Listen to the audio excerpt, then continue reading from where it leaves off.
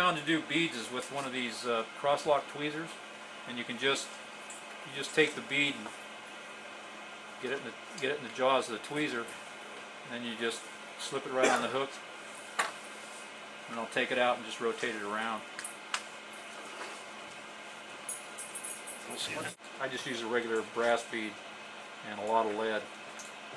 And I'm using 20 thousandths lead on a 12, and probably 15 thousandths on a 14. And it takes about 16 wraps of lead to do it. So I'm going to start back here.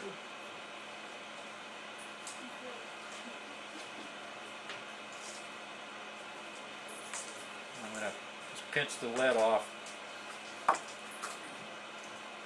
I do this with all the beads. I always use lead because the back of the bead's got a big hollow spot in there, and if you don't put some lead in there that doesn't line up right, it'll be all kicked off out of shape.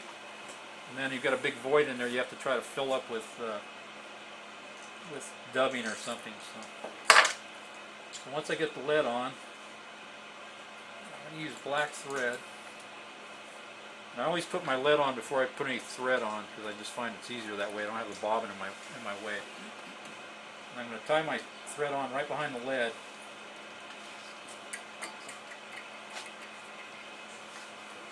And I'm going to bring the thread up to the front. Just lock it in right up front here.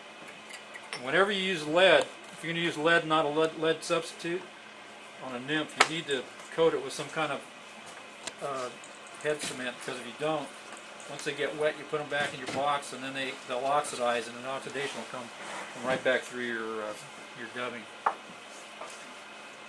So the tail of this thing is either Zelon or you can use some Antron yarn. And I'm going to take about half a strand. I'm going to take this strand, about half of it. So I'm going to tie this in on top, in the front. And I'm just going to kind of open spiral my thread forward.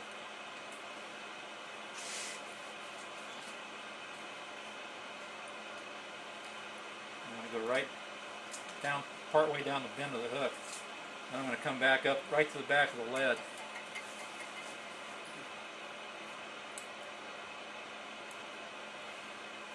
Put a lot of glue in here to keep these things together. Now the rib for this is going to be 3/0 monofilament or 4/0 monofilament. What I'm going to do, I'm going to bring it in from the back side. I'm going to catch it with my thread with a couple wraps.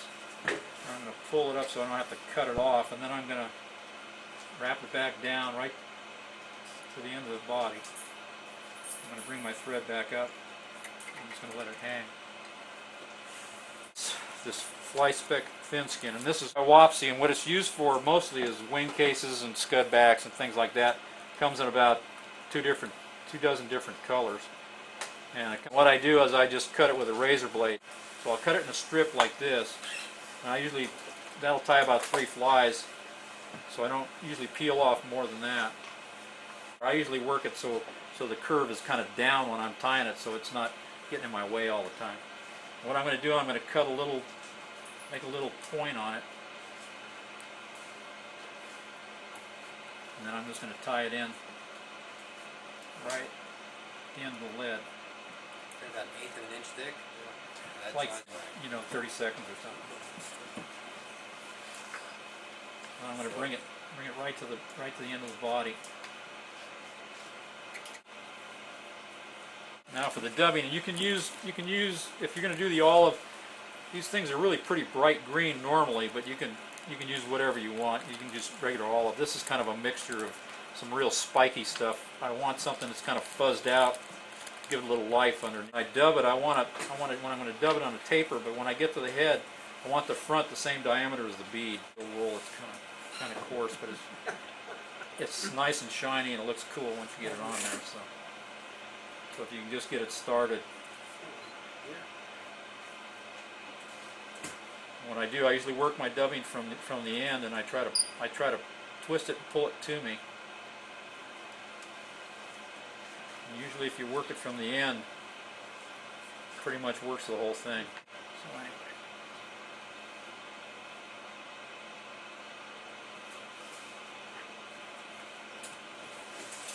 And if you,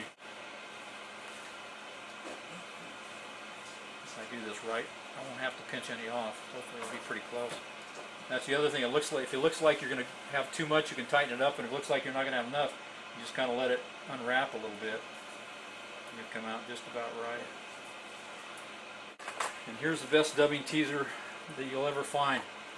A piece of Velcro stuck on a popsicle stick. You can do this. If you just take this thing in here,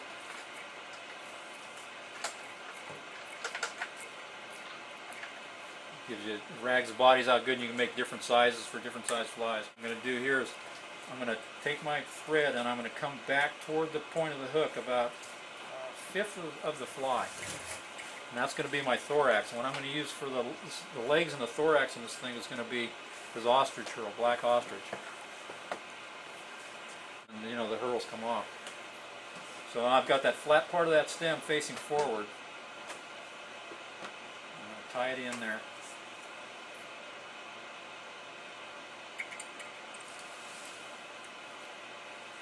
Come right up behind the bead. So now as I wind this thing, as you wind it, you want to make sure, because it'll twist the wrong direction on you, so you want to make sure you go the right way. So now all the fibers are pointing backwards on this thing. So I'm going to wrap it forward, one wrap in front of the other, and you can kind of just pull the fibers back so you don't trap them down.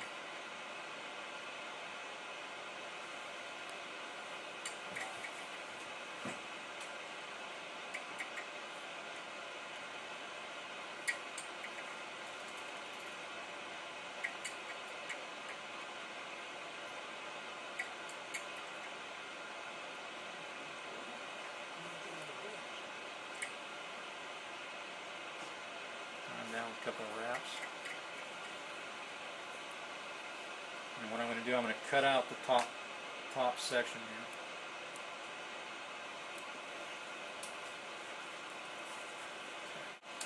At this point, I'm just going to take this thin skin, I'm going to pull it over on the top, the fibers in there.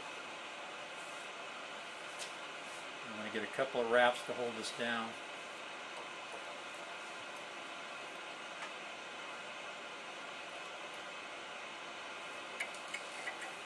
And I'm going to take my rib and come up from underneath and use my thumbnail. I'm just going to kind of push on that thin skin so I get an indentation going there.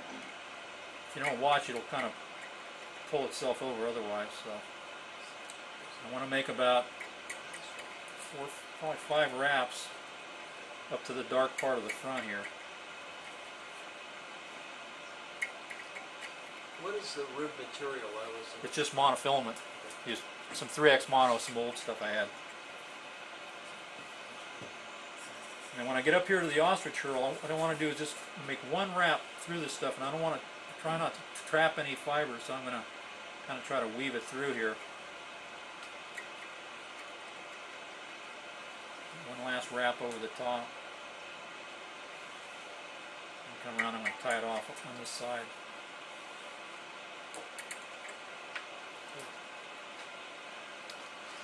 Here again, I want to get this down pretty tight, about 3 wraps. I'm going to cut my mono off.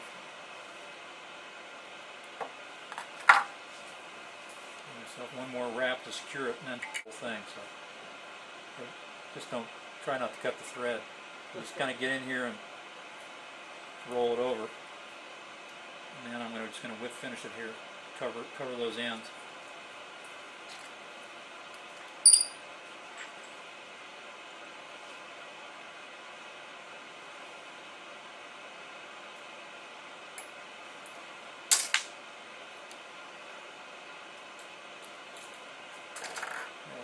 Trim the tail. That's it. You always want to get a little head cement up here on these thread wraps. There you have it.